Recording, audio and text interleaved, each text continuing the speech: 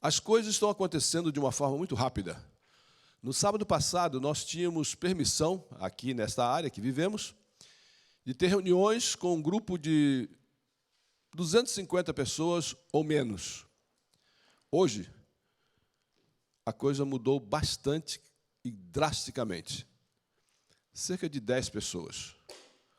Aqui no nosso santuário hoje, nós temos cerca de 9 pessoas, exatamente pessoas que estão envolvidas na transmissão desse culto, para que ele possa ser uma bênção para você.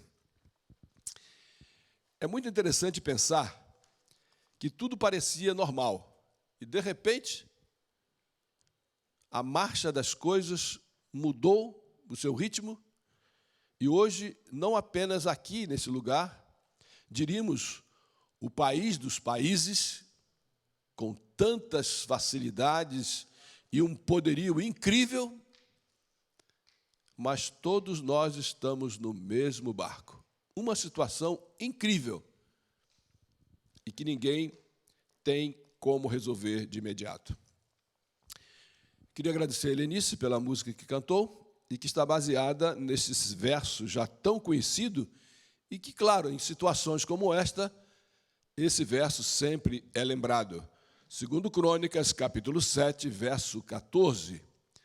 2 Crônicas, capítulo 7, verso 14. Se você tem a sua Bíblia, se você tem aí no seu telefone ou em qualquer outro aparelho eletrônico, eu gostaria que você seguisse, mas eu gostaria de ler para você 2 Crônicas, capítulo 7, verso 14. Mais uma vez, a oportunidade para você encontrar na sua Bíblia ou encontrar no seu smartphone, 2 Crônicas, capítulo 7, verso 14. A Bíblia, a versão que eu tenho, diz assim: e se meu povo, que se chama pelo meu nome, se humilhar e orar, buscar a minha face e se afastar dos seus maus caminhos, dos céus o ouvirei, perdoarei o seu pecado e curarei a sua terra.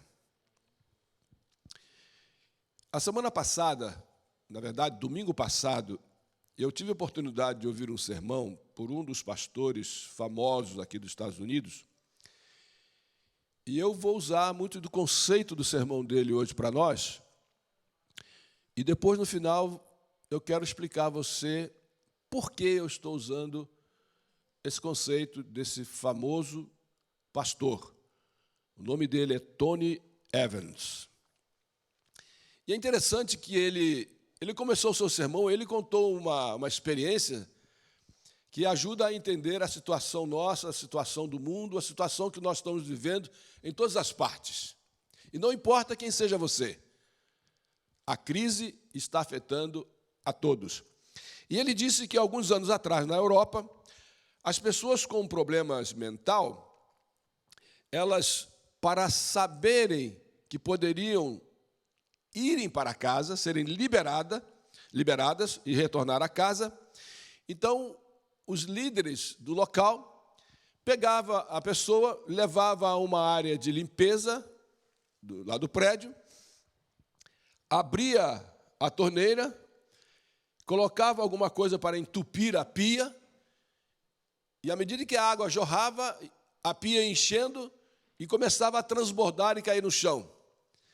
E aí a pessoa, para ver que aquele que estava para ir para casa estava bem, de saúde mental, recebia uma tarefa. Olha, você vai limpar aqui o chão, vai enxugar o chão. E entregava para ele o material e se afastava um pouquinho e voltava em poucos minutos para ver o resultado, se a tarefa estava sendo resolvida da maneira esperada. Se ele chegasse, o chão estivesse enxuto, a torneira desligada, estava tudo bem. Mas, em muitas ocasiões, o indivíduo voltava e encontrava o pobre coitado tentando enxugar o chão, mas a torneira continuava aberta e a pia entupida. E isto era o veredito de que ele ainda não estava capaz de ser liberado e ir para casa. Na verdade, esse conceito está exatamente dentro daquilo que nós estamos vivendo hoje. Nós estamos tentando resolver um problema, mas não estamos indo à fonte, aonde é a causa do problema. E o ser humano está desesperado, muitos ansiosos, buscando uma solução, quando, na verdade, não se tem uma solução ainda. Nós estamos enfrentando uma crise, meus amigos, meus irmãos, membros da igreja que não estão aqui, estão em casa, que não é apenas provocada pelo coronavírus, mas por muitas outras coisas ao nosso redor, em nossa vida.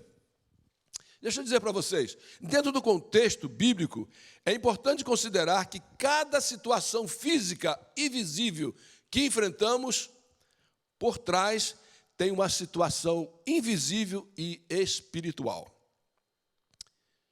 Em outras palavras, se você deseja resolver um problema físico e visível, é importante identificar a causa invisível e espiritual.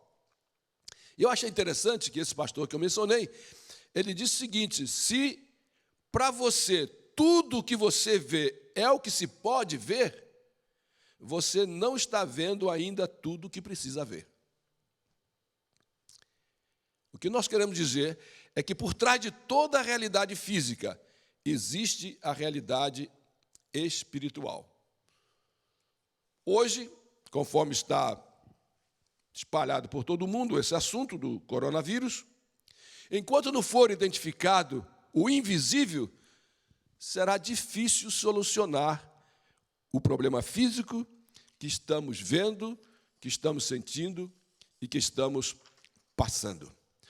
Por isso, tem um texto bíblico que eu gostaria de considerar com vocês, que está em Hebreus, capítulo 12. Vamos ler esse texto, porque ele tem algumas lições interessantes para nós, dentro do contexto do que nós estamos vivendo hoje, especificamente. Hebreus, capítulo 12, 25 a 29. Hebreus, capítulo 12, 25 a 29. De novo, pegue aí a sua Bíblia e acompanhe conosco. Vamos começar lendo o verso 25 e até o 29. Cuidado, não rejeitem aquele que fala. Se os que recusaram a ouvir aquele que os advertia na terra não escaparam, quanto mais nós, se não desviarmos daquele que nos adverte dos céus? Aquele cuja voz outrora abalou a terra, agora promete: ainda uma vez abalarei não apenas a terra, mas também o céu. As palavras, ainda uma vez, indicam a remoção do que pode ser abalado, isto é, coisas criadas de forma que permaneça o que não pode ser abalado. Verso 28. Portanto, já que estamos recebendo um reino inabalável, sejamos agradecidos e assim adoremos a Deus de modo aceitável, com reverência e temor. Pois o nosso Deus é fogo consumidor. Eu queria dizer a você, nesta oportunidade, que Deus está falando com você, Deus está falando comigo. E uma das maneiras que Deus fala com a humanidade é permitir que circunstâncias nos alcance e às vezes de forma muito desagradáveis. Na verdade, essas circunstâncias não passam de um alerta de Deus, porque Deus quer falar com você. Não é novidade para você, eu acredito, que quanto mais o ser humano se afasta de Deus, mais chance tem de ser sacudido com uma das crises que pode aparecer. A Bíblia apresenta vários exemplos, várias oportunidades, Deus falando, tentando chamar a atenção do seu povo. O que seria ser sacudido por Deus? Eu imagino que ser sacudido por Deus seria interromper as atividades normais do dia a dia, no abrir e fechar de olhos. E é isso que nós estamos sentindo hoje. Nós estamos precisando ouvir a voz de Deus, precisamos ouvir o que Deus está falando. E o que é que Deus está falando? O que é que Ele está vendo que você e eu não conseguimos ver? Eu queria dizer para você que um bom relacionamento com Ele vai desenvolver em nós o senso de confiança e fé para conseguirmos ouvir aquilo que Ele deseja falar para nós. Eu me lembro, ao folhear a Bíblia e estudar, de que muitas e muitas vezes Deus tentou falar com o seu povo e eles viraram as costas para Deus. Essa foi a experiência de Israel. Eles buscavam alguma coisa para substituir a Deus. E lógico, dentro do contexto bíblico, nós vemos isto no exemplo de muitos ídolos e diferentes ídolos. Eu quero colocar para vocês um dos textos que escolhi para esse momento, que está registrado no livro de Deuteronômio, capítulo 30, verso 17 ao 20. Deuteronômio, capítulo 30, 17 ao 20. Na linguagem que eu tenho aqui na Bíblia que eu tenho, nós lemos assim: mas se o teu coração se desviar e não quiseres ouvir, e fores seduzido para adorares outros deuses e os servires, declaro-te hoje que certamente perecerás, não prolongarás os dias na terra para entrar na qual estás passando o Jordão, a fim de a possuíres. O céu e a terra tomo hoje como testemunhas contra ti de que te pus diante de ti a vida e a morte, a vida para que vivas, tu e a tua descendência, amando ao Senhor teu Deus, obedecendo a sua voz e te apegando a Ele, pois Ele é a tua vida, e o prolongamento dos teus dias, e para que habites na terra que o Senhor prometeu com juramento a teus pais, Abraão, a Isaque e a Jacó, que lhes havia de dar. Imagine um dia escuro e uma possibilidade de uma tempestade ou de uma ventania forte. Normalmente as nossas atenções se voltam para o indivíduo que cuida da meteorologia. E por quê? Nós vamos procurar o canal para descobrir a condição do tempo.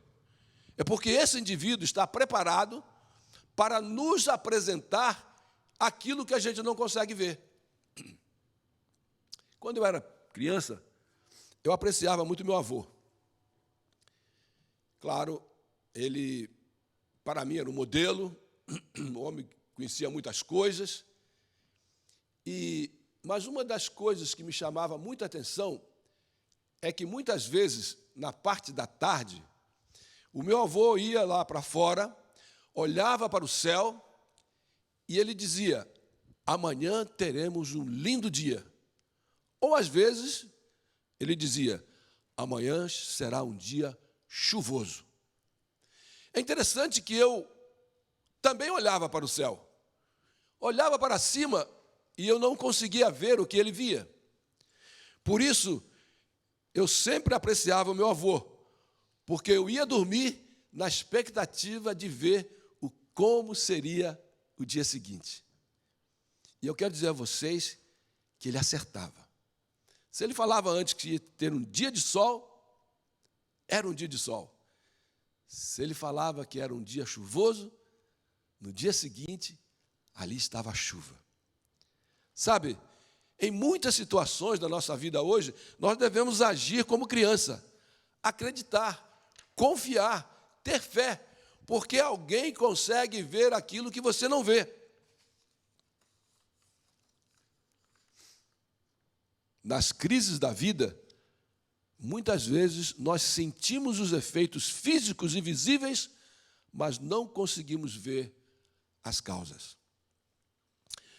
Alguns anos atrás, eu tive um problema de saúde muito sério, muitos de vocês sabem. Eu fui chamado ao consultório do meu médico, e quando o médico chama você aí ao consultório, depois de vários exames, você já vai meio prevenido. E eu sentei ali com a minha esposa para ouvir o que o médico tinha para me dizer. E ele disse exatamente aquilo que eu não gostaria de ouvir. Davi, você tem um problema sério, você precisa tratar de forma rápida, porque a sua vida corre risco. É interessante perceber que eu percebia que havia problema, mas eu não podia e não tinha capacidade de identificar o problema. Qual era o problema, quais eram os riscos, a maneira de tratamento, quão urgente deveriam ser os tratamentos, quanto tempo de recuperação, se é que teria, enfim, uma série de orientações que eu precisava receber e ações que eu deveria imediatamente colocar em evidência. Como resultado da conversa com o médico, ele disse várias opções e uma delas era uma operação. E sabe o que aconteceu? Depois daquela conversa com ele, eu simplesmente consegui ver o que eu não conseguia ver antes. E confiei na sua palavra e literalmente entreguei a minha vida nas mãos do meu médico. Literalmente. Você não acha que hoje você deve fazer isso também com Deus? Porque Ele vê coisas que você não consegue ver. O que nós estamos passando hoje não é novidade para os cristãos, vou mencionar daqui a pouco, mas você não consegue identificar. Mas se você confia nesse Deus, entregue-se completamente a Ele e Ele vai cuidar de você. Deus, na verdade, não quer disputar um espaço no seu coração. Deus quer ser o único no seu coração. E sabe por quê que eu digo isso? Porque Ele tem esse direito. Ele é o seu Criador. Foi Ele que criou você. E Ele conhece você. Mas, às vezes, são necessárias circunstâncias difíceis para nós pararmos e ouvir Deus falando. O pregador e cantor famoso, o pastor Wintley Phipps, ele disse que há pessoas que só ouvem a voz de Deus quando perdem tudo e caem no chão sem nenhuma chance de se levantar por si só. Ali no chão, só existe uma direção para olhar. É para cima. Eu espero que não esteja falando com ninguém nessa condição hoje. De ser necessário cair, estar lá no chão, para poder então não ter nenhuma outra opção a não ser olhar para cima. Mas se por acaso este é o seu caso, eu quero lhe assegurar que no momento em que você olhar para cima, Deus está ali, com a mão estendida para erguer você. O mundo está em crise, é uma verdade. Todos somos afetados, os que temem a Deus e os que não temem a Deus. Algumas pessoas exploram esses momentos dizendo que é a maldição de Deus que está caindo sobre a humanidade. Deus deseja falar com você. Deus deseja alcançar o seu coração. Agora, Deus usa as circunstâncias que ocorrem no momento para lhe chamar a atenção. Porque, como foi lido antes, Deus deseja que você viva, e viva a vida eterna. Tudo que causa, tudo que está causando esse problema mundial é algo pequeno, invisível. Imagine, nesse momento, não adianta tanta arma, tanto poder, tanto preparo para a guerra. E aí? Onde estamos? Como será a solução? Aí eu quero deixar com você algumas sugestões. Se você é cristão, você já está levando vantagem. Os cristãos levam vantagem nesses momentos de crise. Por quê? Porque nós não somos pegos de surpresa. Jesus já nos avisou dessas pestes e destas situações que iriam acontecer. Vejam comigo, São Lucas capítulo 21. Abram comigo, São Lucas capítulo 21, verso 10 e 11. São Lucas capítulo 21, verso 10 e 11. Encontraram? Veja só. Lucas, capítulo 21, verso 10 e 11. Diz assim: então lhes disse, nação se levantará contra nação, e reino contra reino. Haverá grandes terremotos, fomes e pestes em vários lugares, e acontecimentos terríveis e grandes, sinais provenientes do céu.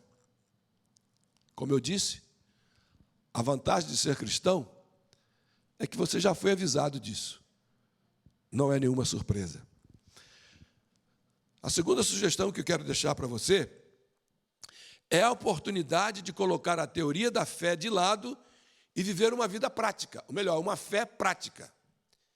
Eu quero usar também um texto bíblico que está no mesmo evangelho de São Lucas, e vamos voltar aqui ao capítulo 8 de São Lucas. Acompanhe comigo, e capítulo 8, verso 22 até o verso 25. É interessante essa narrativa. São Lucas, capítulo 8, 22 até o verso 25. Temos aqui: certo dia, Jesus disse a seus discípulos: vamos para o outro lado do lago. Notem esse detalhe. Certo dia, Jesus disse aos seus discípulos: vamos para o outro lado do lago. Eles entraram num barco e partiram, seguindo. Enquanto navegavam, Jesus adormeceu. Abateu-se sobre o lago um forte vendaval, de modo que o barco estava sendo inundado e eles corriam grande perigo. Os discípulos foram acordá-lo e clamaram: mestre, mestre, vamos morrer. Ele se levantou, repreendeu o vento e a violência das águas. Tudo se acalmou e ficou tranquilo. Onde está a sua fé?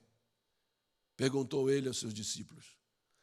Amedrontados e admirados, eles perguntaram uns aos outros: quem é este que até os ventos e as águas dá ordens e eles lhe obedecem? Essa é outra vantagem de ser cristão. Nós estamos num barco, mas Jesus está conosco. E o detalhe interessante é perceber que Jesus tinha dito para os discípulos que eles iriam para o outro lado do lago. Gente, se Deus disse para você que vai levar você ao outro lado, por que temer? Por que ficar apreensivo? Por que ficar ansioso, ansiosa? Essa é a hora de colocar a teoria da fé na gaveta, guardar e usar a fé prática. De novo, Jesus prometeu nos levar para um lugar onde jamais nenhuma peste vai causar nenhum transtorno. Durante a navegação, durante o período da jornada, pode acontecer tempestades, mas não se esqueça, Jesus está aí conosco. A terceira vantagem, ou sugestão, é que Jesus promete um reino eterno, um reino que nunca será abalado. Para os adventistas do sétimo dia, nós temos estudado já por 3 meses, praticamente, o livro de Daniel.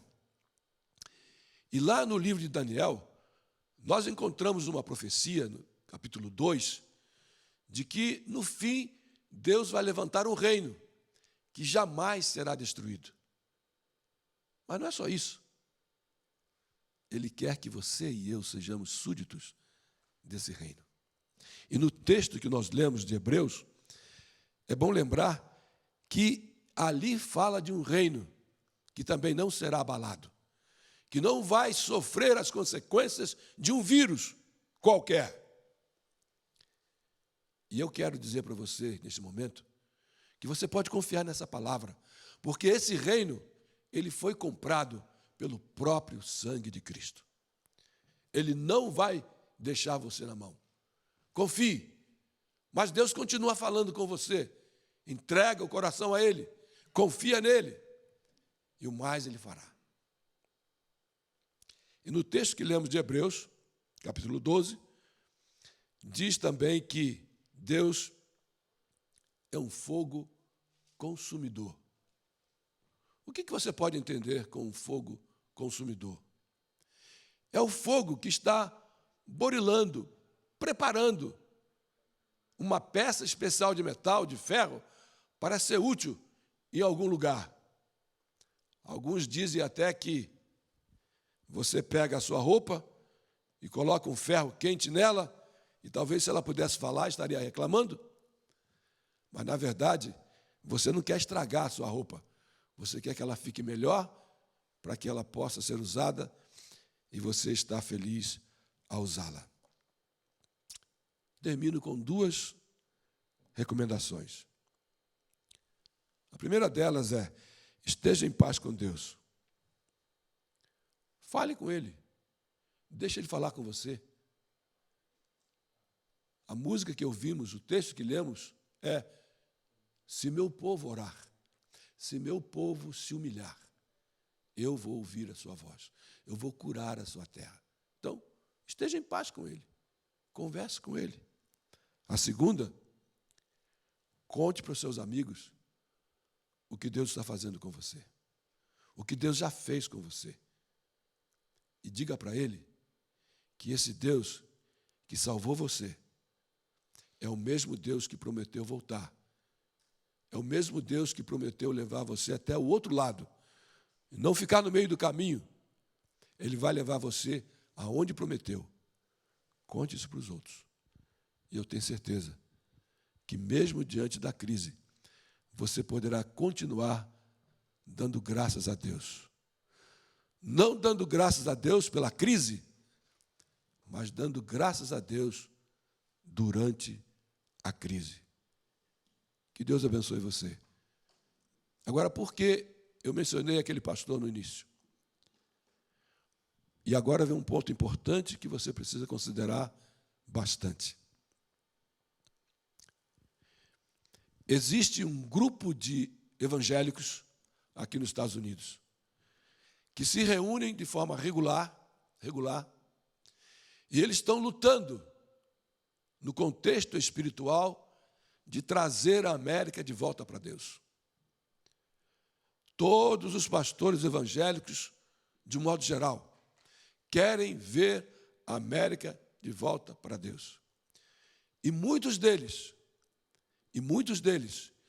estão se aproximando ao governo estadual, ao governo federal, e dizendo que a América está sofrendo crises, terremotos, enchentes e tantas outras coisas, e agora essa peste, que na verdade envolve o mundo. Mas esses pastores, e com boa intenção, eles estão dizendo o seguinte: é hora da América voltar para Deus. Mas há um detalhe interessante que eles colocam em evidência. Para a América voltar para Deus, o povo precisa voltar para as igrejas. E aí vem um ponto que você precisa pensar bastante. Para o povo voltar para a igreja, o clamor dos líderes religiosos é que o povo seja liberado de suas funções profissionais no dia que eles entendem que é o dia de adoração. Dá para você pensar. E vai chegar um momento que uma crise virá. Não sei quando, como será. Não sei se será essa. Não sei. Mas que os governos serão convencidos de que chegou a hora. Chegou a hora de voltar para Deus, de entregar o comando nas mãos de Deus. E aí, prepare-se, porque a sua redenção estará bem próxima. Dê graças a Deus e que Deus o abençoe ricamente. Amém.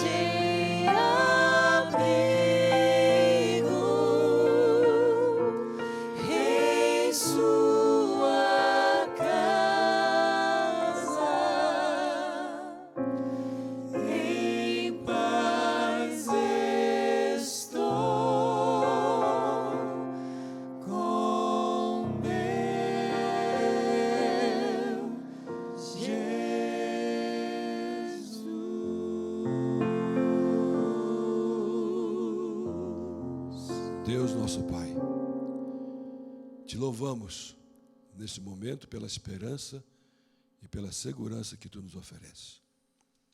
Por isso nós podemos sair daqui em paz. Mesmo em nossos lares podemos ter paz. Porque o Deus que prometeu nos levar do outro lado do lago, Ele nos levará. Ajuda-nos a tomar tempo para falar contigo, para ouvir a tua voz, para nos humilharmos e reconhecermos que somos pecadores e que necessitamos de um Salvador. Abençoe essa igreja, hoje fisicamente vazia, mas que aonde os seus membros estiverem, receba o bálsamo da paz, da tranquilidade, da segurança. Que haja nos lares aqui representados o suficiente para a sua manutenção. Assim como tu cuidastes do povo no passado, Senhor, cuida do teu povo hoje também. Permita que sejamos fiéis e confiantes cada dia. No doce nome de Jesus oramos. Amém. Apenas um esclarecimento. Eu estou aqui com um efeito do pólen, nessa época é muito comum, e um pouco de alergia. Não se preocupem. Deus os abençoe.